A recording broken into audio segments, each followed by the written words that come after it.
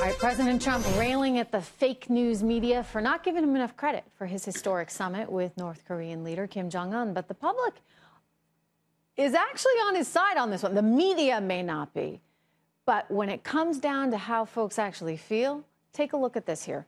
A majority of Americans now approve of the president's handling in North Korea. Highest approval ratings for the president on any issue. Joining me right now is Fox News strategic analyst General Jack Keane. I bet this makes him happy. Forget the media for a second. Americans are recognizing that that was kind of a big deal. Yeah, well, I sort of get it. I mean, we've spent almost a couple of years here talking about going to war, and now we have a summit, and we're talking about denuclearizing, and the word war is no longer in the conversation.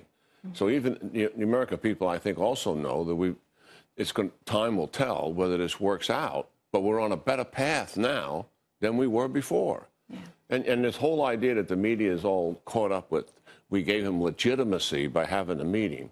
Well, how do you make progress with a rogue regime, even though they imprison 100,000 people and they kill people unnecessarily and they torture them and they're threatening the world?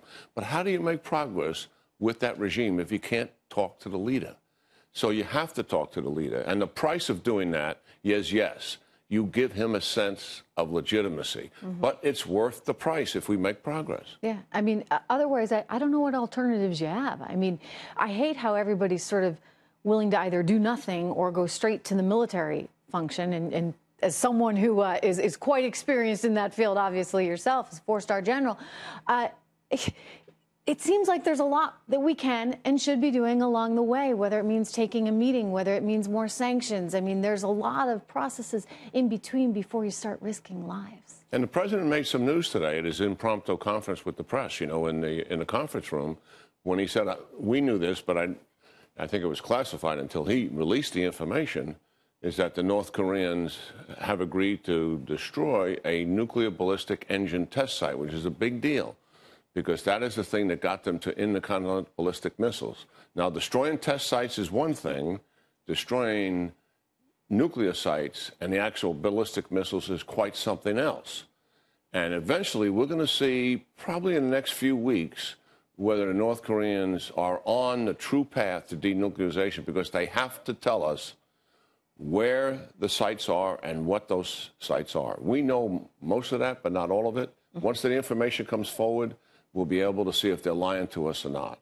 And then the administration will have to make a decision. Hopefully it's a positive one, that North Koreans are being straightforward and we are going to move out and denuclearize. But we'll see. Pretty amazing. Let me turn to Vladimir Putin for a moment, because there's talk that the president may sit down with him, should he?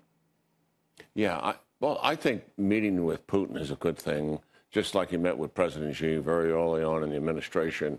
They clearly have a lot to talk about. My White House sources have said the agreement for a meeting is already done. Putin has wanted this ever since the inauguration. And President Trump has kept them at bay because of all these issues that we've been having with them. Okay. You know? And so, and I think rightfully so, manipulating our election for sure, and the mischievous in Syria, backing up a regime that's killing its own people, the chemical attack that Assad did, certainly with Russian approval. These were all issues, I think, that kept putting the meeting off. But I think now the president's ready to have that meeting, that when and where is the issue. That's what Bolton is probably going to solve. The upcoming opportunity is in Vienna when there's a NATO summit, but that's next month. That's not a lot of time, but this administration has proved that they can move quickly when they want to. So we'll see. So do you feel overall, General, that we're in improved? I mean, do you agree with this poll that Americans say, okay, you know, things are maybe looking up a little bit, but more so on the international front, and they commend his decision, at least on the North Korean stuff? Yeah, President Trump has begun to take the most threatening issue the globe was facing, was Kim Jong-un's bellicose nature and continuous threats and flying missiles over Japan and eventually weaponizing those missiles. And that was a threat to the region, that was a threat to the American people, a threat to the world. So we've got an agreement that Kim Jong-un is going to do something about it. And yes, the American people feel better about that, and rightfully should. Step in the right direction. That's what it is. One foot in front of the other. General Keane, thank you so much. Yeah, good talking to you, Trish. All right.